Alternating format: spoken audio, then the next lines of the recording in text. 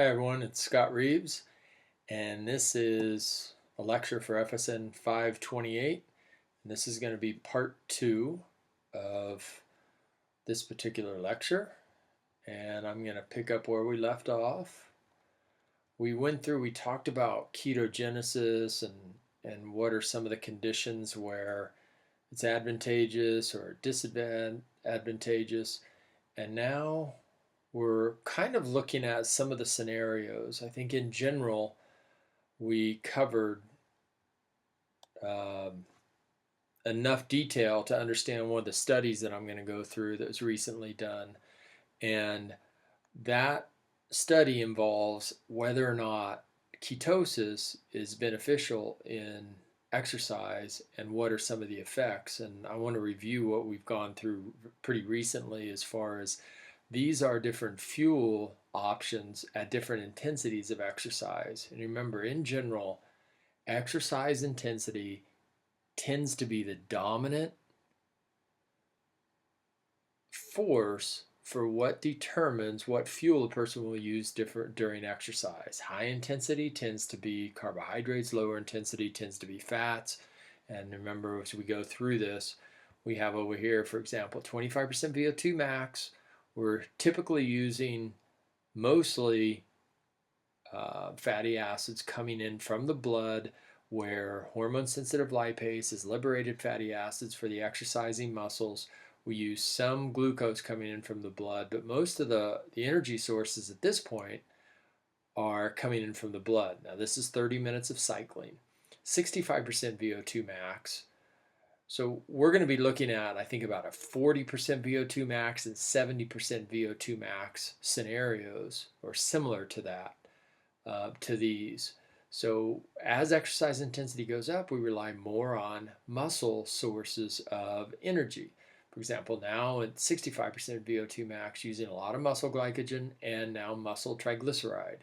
And over here, we have carbohydrate is making up the biggest change in fuel sources here.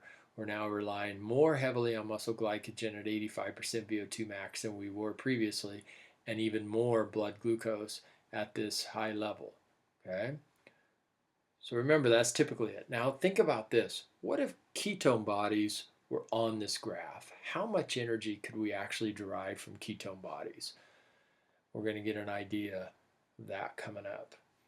Now, what are the potential effects of ketones on exercise? And this came from a recent summary published a few months ago in Sports Medicine.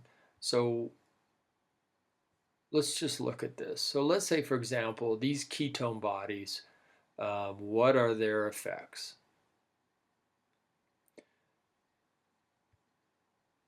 They could provide an alternative fuel, right? Rather than the fatty acids or the carbohydrates or the triglycerides from the muscle being sources, maybe these ketone bodies are an energy option. They can be a more efficient energy production. Ketone bodies are pretty good at generating a lot of energy per carbon. The only molecule in this scenario that's higher is fatty acids, so they tend to be better than glucose from that. What's their contribution to energy expenditure? We need to be able to measure that. And for skeletal muscle, what are the metabolic effects once those ketone bodies go in there? What is their uptake and oxidation during exercise? Does it go up during exercise? Because remember, ketone bodies aren't taken up very well at rest by skeletal muscle. Does exercise affect that? So we need to know that. What about altered substrate metabolism? For example, for protein, can it decrease catabolism? Can it increase muscle protein synthesis? Some indication, that at least that I've seen, that it may decrease catabolism. And as far as carbohydrates, does it spare carbohydrates or impair their utilization? Does it reduce glycolysis and oxidation? Because that would be a problem if during high intensity exercise, when we really rely on carbohydrate. Does it improve glycogen repletion or resynthesis if ketone bodies are present? Say, for example, in a ketogenic diet, or if a person's consuming ketones post-exercise. And what about fat? Can it increase intramuscular triglyceride utilization? Does it increase lipolysis? We need more data on that. And what about the brain? Does it function as signaling molecules in the brain and in the GI. If a person's taking in ketones, for example, is it tolerable in the gut? Does it affect absorption of other nutrients? And what about, for example, ketone body supplements? What are they palatable? What about the dose? What about the timing? Should it be esters or salts? We're going to look at one that looks at esters. For years, they've been trying salts, and the salts are problematic. Not a great idea as far as taking in a lot of the salts in these sometimes, and that can be part of the problem. And what about carbohydrate co-ingestion? Should that be an issue?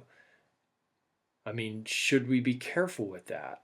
If we're trying to maximize utilization of those ketones, should we kind of attenuate carbohydrates in the blood? Okay, and then what about interactions with regular diet? Because some studies have shown that ketone body absorption is significantly decreased if they're taken with food. Okay, I'll mention that again coming up. So these are some of the things that we need to think about. And up to this point, I would say not a lot of solid evidence indicating a ketogenic diet or acute ketogenesis where a supplement of ketones is taken benefits exercise performance. Okay. With that said, let's look at this study. This was published this year, and this is called Nutritional Ketosis, but it actually also includes acute nutritional ketosis. They said it alters fuel preference and thereby endurance performance in athletes. Okay, they have a lot of data in this. So there's some researchers that have been in ketogenic research for quite a while now, especially Cox, and who else is on here? Clark is the other person, and then Veach has been in this. I think his area is mostly signaling, for example. Finney's not on here. Finney's another person. He's actually retired from UC Davis. He's helped in some of this group studies, I believe, but studies mostly these people from the UK. Actually, almost all of them are, except this one. This is probably where they did metabolomics in Maryland here. Okay, so here's a study. Here's the abstract, which I thought was kind of cool. This is a graphical abstract. So they also have a text abstract, but this particular publication has one in graphics. So if we just kind of walk through this really quickly. So part of the study has to do with ingestion of ketones. For example, they've eliminated the starvation ketosis, and this is a ketone ester that they take in, which is converted to beta-hydroxybutyrate, goes through the gut, and then they measured in the blood. It is absorbed, converts to beta-hydroxybutyrate, and increases blood levels.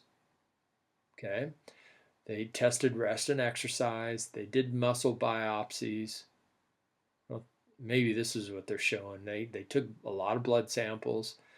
They used metabolomics to look at a lot of different metabolites that are present in the blood and tissues.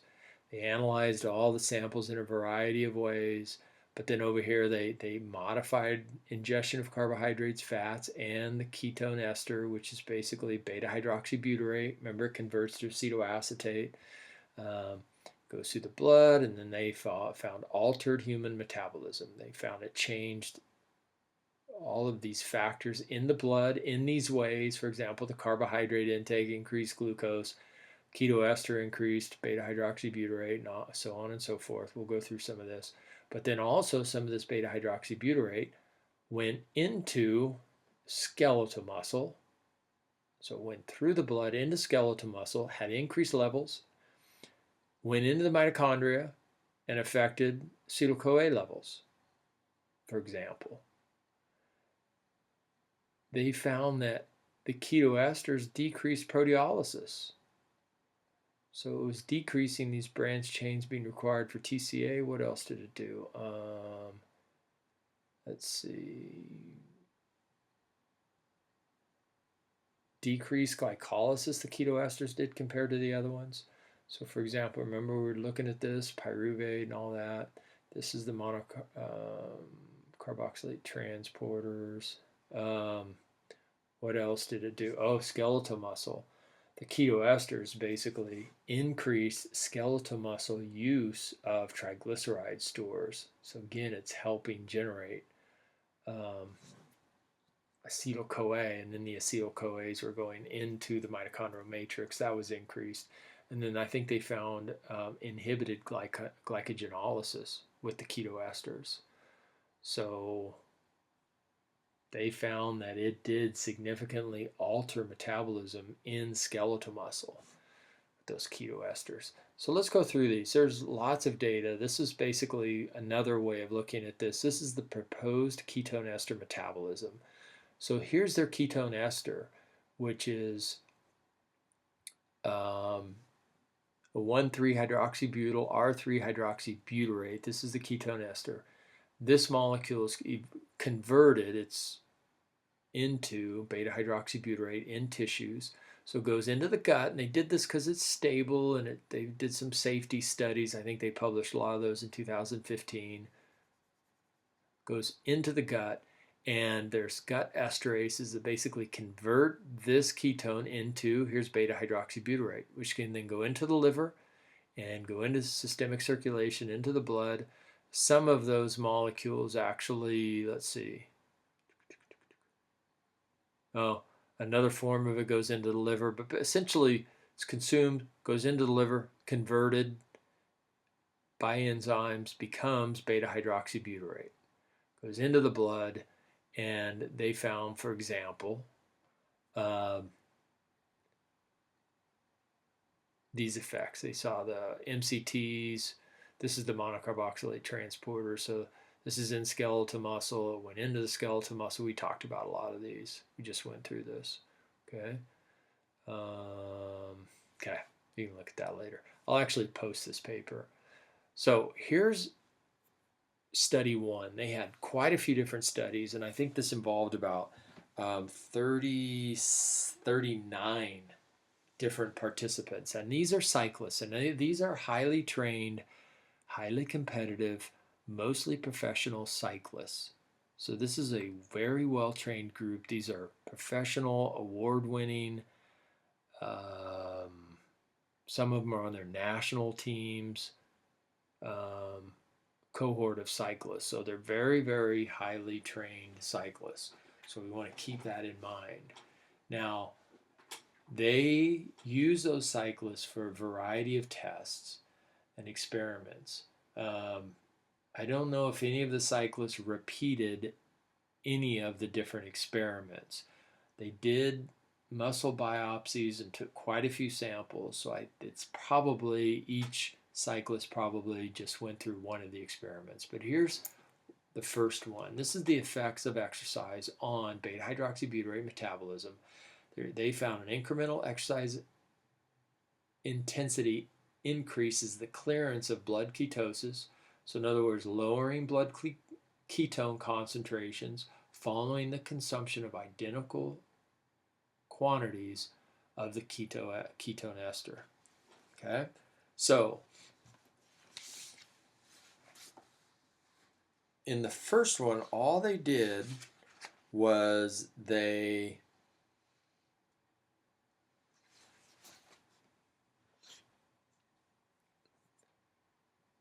all of the cyclists, and I think in the first one there was about 7 cyclists, they all consumed the drink, and then that drink was mostly ketone ester, and the amount of ketone ester in there I think was about 573 milligrams per kilogram body weight. These cyclists I think were about 70 kilos, something like that, 60 or 70 kilos. So I think it's about 35 grams of ketone ester, okay, for each time they took the drink. Okay, it was mostly ketone ester, had a little bit of carbohydrate in there, probably just a taste issue because I don't think these drinks taste very good at all. Okay, so they did baseline testing, which they came in and they did a kind of VO2 max watt output test to see what their relative watt output was, so they could set them all basically at the same exercise intensity based on their own individual capabilities or performance. And then you can see in this, they did baseline testing, then there was a washout for a week, and then they went through either a ride at 75% or 40% of their watt max. So everybody drank the same thing. They rode at 2 different intensity levels, or they didn't ride at all, and that's the rest, and I'll show you that. So they came in, they got ready to go, they took their drink, they rested, basically sat there while they took blood samples. Here's a blood sample. Basically waited for the ketone ester to go into their blood, okay, and compared baseline to some of these other values. Let's see. They did gas exchange. In other words, I think they used a metabolic cart. They took blood samples every place you see this, and then they took some urine samples throughout. I'll have to look at that. Then after they did one, and this is all randomized, so they came in, let's say for example, this person came in, they did 75% workout, they would wait, they came back at 40% and then rode at 40%, okay? Or they did their rest was also in here, okay? So again, this is just to look at exercise intensity.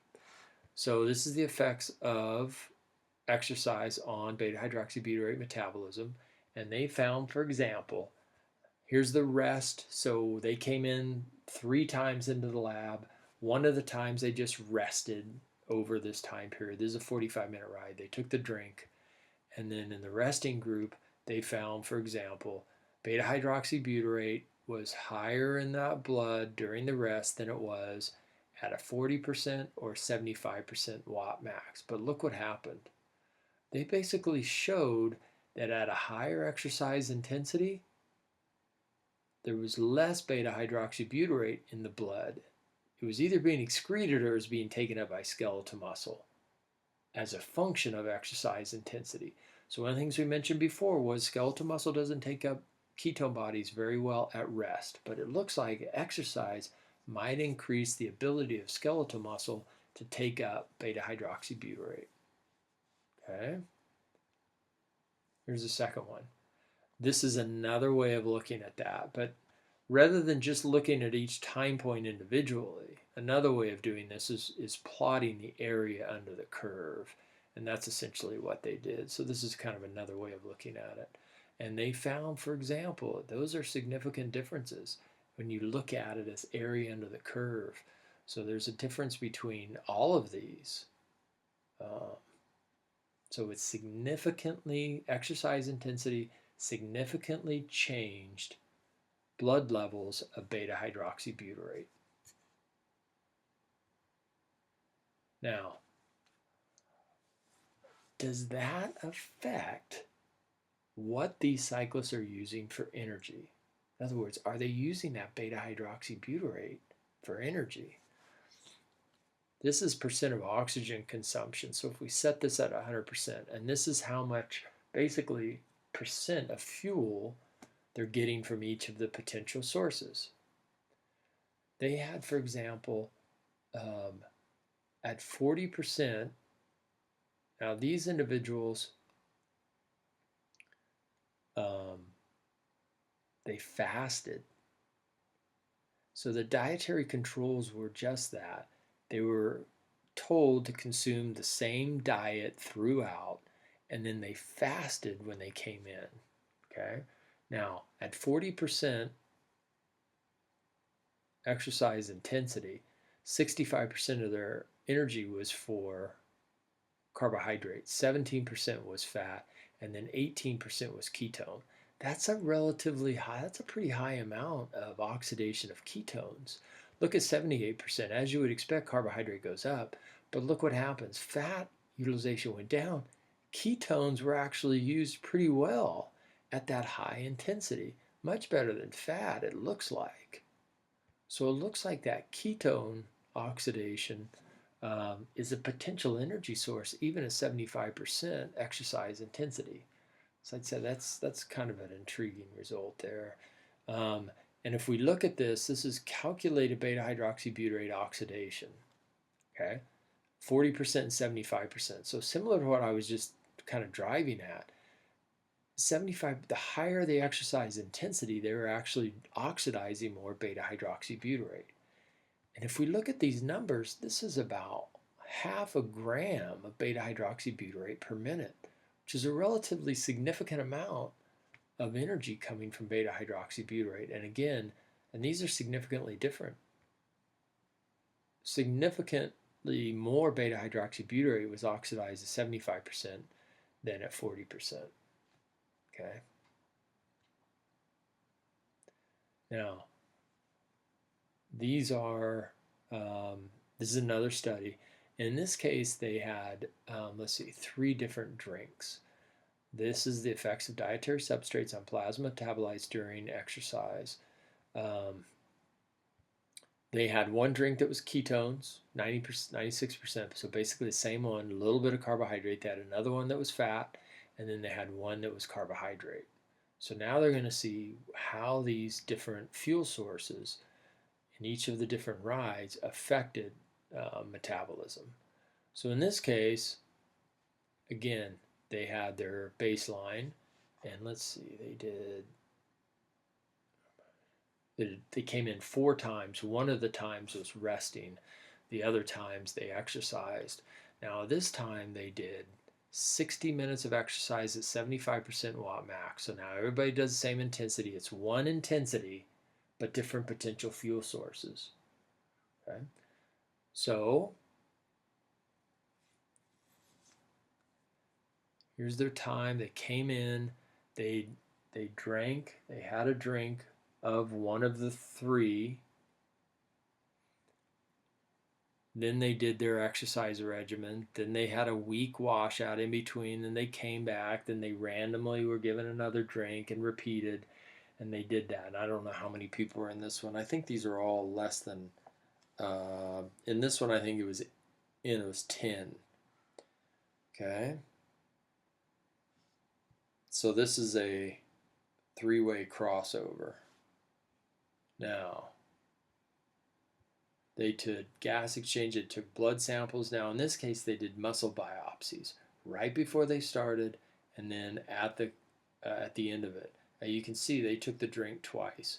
Once before, they just as they started the rest, and then towards the end at about 45 minutes they were given 5 minutes to drink the second drink, and then they took blood samples throughout again, and then they took a muscle biopsy at the end as well. So again, now we're looking to see how nutritional substrate might change metabolism. Sorry, this is a little blurry. Now, in this case, they're looking at beta-hydroxybutyrate. Now, the legend shows the light blue is when they took the ketone drink, but they actually just rested. Okay, so they came in and did these tests 4 times. One of the times they were assigned ketones, they rested. Okay, and that was the highest level of blood beta-hydroxybutyrate. When they took the same drink but they exercised, you can see that the beta-hydroxybutyrate in the blood decreased. So this is just with no exercise versus exercise. When they consumed carbohydrate or fat, beta-hydroxybutyrate levels in the blood were really low, which as you would expect. Okay.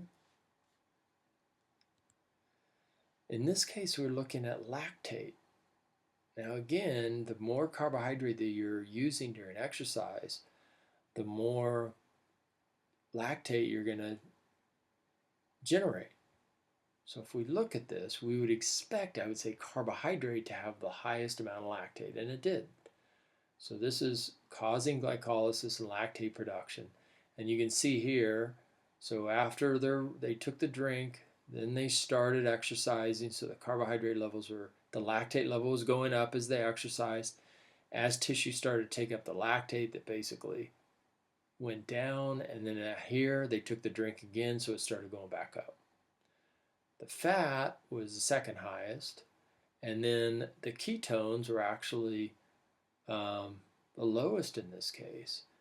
And again, those ketones in this case looks like they're inhibiting carbohydrate requirements of this exercising individual. in this case. They looked at free fatty acids, and as you would expect, the individuals, when they drank the fat, basically it caused a higher increase, which is a little interesting. I took the drink here, but the fat already looks higher, which is kind of odd. Which is like it's instant. And then the fat tended to go down, but anyway, across the board. And then they took in another drink here, so it drove it back up again. The fat was higher. Carbohydrate and the ketone ester basically had lower amounts. The lowest tended to be the fat. So this looks like potentially the beta-hydroxybutyrate is actually decreasing free fatty acids in the blood. So it looks like in this case the beta-hydroxybutyrate is indeed inhibiting lipolysis in adipose tissue because these fats are actually in the blood. Now this is plasma glycerol. So again, as triglycerides in adipose tissue are hydrolyzed, you would expect to see more glycerol in the blood. In this case, they're consuming the fats, and that's what's driving this up. So one of the things to look at is just this difference between carbohydrates and fats, and it looks like the beta-hydroxybutyrate is decreasing glycerol levels, which means decreasing hormone-sensitive lipase activity more than likely. And this is glucose. So everybody kind of started the same, took in the drinks, the carbohydrate amounts went up here, but remember, in general, exercise decreases blood glucose levels. So it went down, and the drink that they consumed, the carbohydrate drink, was all glucose. I'm looking for my cursor, there you go. And then it goes down during exercise, as you would expect. During fat, stayed kind of the same. And again, they took the drink here, so carbohydrates started to go up again. But the ketone drink basically kept blood glucose lower, potentially indicating that glycogenolysis or gluconeogenesis was lower, and there wasn't higher amounts of glucose in the blood. Plasma insulin kind of mimicked that. The highest levels of insulin were released right before exercise, and again, now blood glucose goes down during exercise, even with the glucose drink, and that decreases insulin levels. I doubt if there's a difference between fat and ketones there. So insulin is kind of showing the glucose effects. Okay, so overall, that what they're showing is these beta-hydroxybutyrates are actually causing changes in molecules in the blood that can be used by skeletal muscle for metabolism. Now this one actually looks at the combination of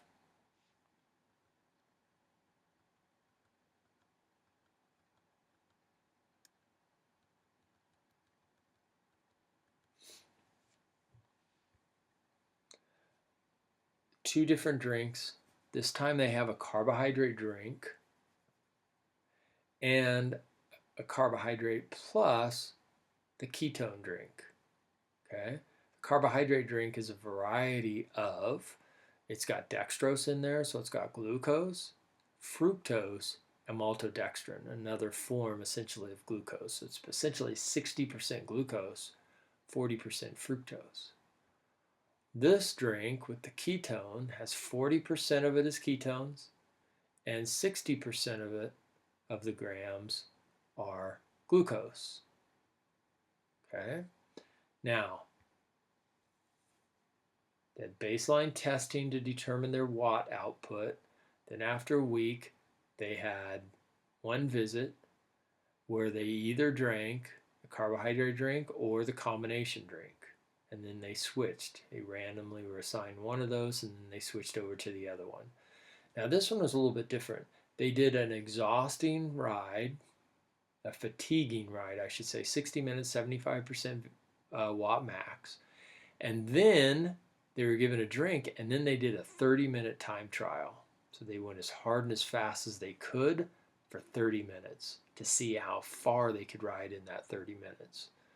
And these are not road tests. These are basically cycle ergometers that they're doing all of this testing on. Okay, so they did basically CO2 and O2 levels, and they took blood samples throughout this one as well. They don't think they did muscle biopsies on these guys. Okay, now see what happened. Here's the two drinks. Blood beta-hydroxybutyrate. You can see significantly higher amounts of this from the ketone carbohydrate mix. So those ketones are going in, they're being absorbed into the blood, the carbohydrate, basically no change in beta-hydroxybutyrate. So this is over the 60-minute fatiguing ride. You can see beta-hydroxybutyrate tended to stay up significantly higher. This is then they did their time trial, their 30-minute time trial. At the end of that, the beta-hydroxybutyrate was still significantly elevated compared to those that took in carbohydrates. So it's still at relatively high levels in the blood, so it seems to have kind of a lasting effect. But they did take it again here. So let's see, 45 to 60, oops, 60, yeah. So this is towards the end. Right in here is when they took their next dose, right? And then it took a few minutes probably, and then it went up. But then they got another dose. So the beta-hydroxybutyrate is higher there. What about blood lactate? As you would expect, the carbohydrate that would facilitate more carbohydrate use, increased lactate production. At the end of the time trial, they had more lactate in their blood. So again, one of the questions is, if you inhibit carbohydrate metabolism and decrease lactate, does that help decrease fatigue? Because lactate can cause muscular fatigue. Here's blood glucose. Blood glucose tended to be higher in the carbohydrate group than the ketone group. Free fatty acids, well, significant differences here. The free fatty acids were actually higher in the carbohydrate compared to the beta-hydroxybutyrate, although so again, the beta-hydroxybutyrate looks like maybe it's inhibiting free fatty acids in the blood. Now here's one of the most important things. Did it affect performance? We've seen that it changes the metabolism of skeletal muscle, changes different molecules in the blood, but did that actually affect performance? So here's their final output. This is, for example, this is the distance ridden in that 30-minute time trial. Those individuals that consumed carbohydrate twice, remember, I think they rode just under, this is 20,200 meters. The individuals that consumed the ketone drink rode farther. And I think it was about a 400-meter difference. I think that's what they said, 400. Yeah, about a 400-meter difference. Now, I think they said that's about a 1 to 2% improvement. And it is significant. And these are actually standard error bars, I believe. Big standard error, but they still were able to get significance here. So they can say the ketone ester drink improved time trial performance in these cyclists. And again, these are significantly trained cyclists. So this study actually shows that it could be benefits in this particular scenario. Now, this kind of summarizes everything. I'm not going to go through this, but you can see, for example, significant effects, and they looked at changes in blood, they looked at changes in metabolism and skeletal muscle, and they also used an indicator of performance. Now, if you look at the conclusions from the study, it looks like that the ketone addition may improve performance in a time trial. It might affect lipolysis, so it might spare the body fat mechanism. The beta-hydroxybutyrate appears to be a significant energy source. It appears to spare glycogen, appears to decrease lactate production. And all of that combined could result in a benefit to these particular cyclists. Now, there's a few things to think about. And one of those is, again, these are well-trained athletes. This is in cycling. It's a relatively long exercise bout, I would say. So this is not for all athletes. For example, if they're a high-intensity intermittent athlete, then the ketone supplementation might not be effective. And again, this is their dietary controls. They fasted before they took this. So one of the questions that would have to be worked out is, what happens if an individual is essentially consuming food about the same time as these ketones? What effect would that have? Now, if they went longer or shorter bouts for higher intensity, how would that affect it?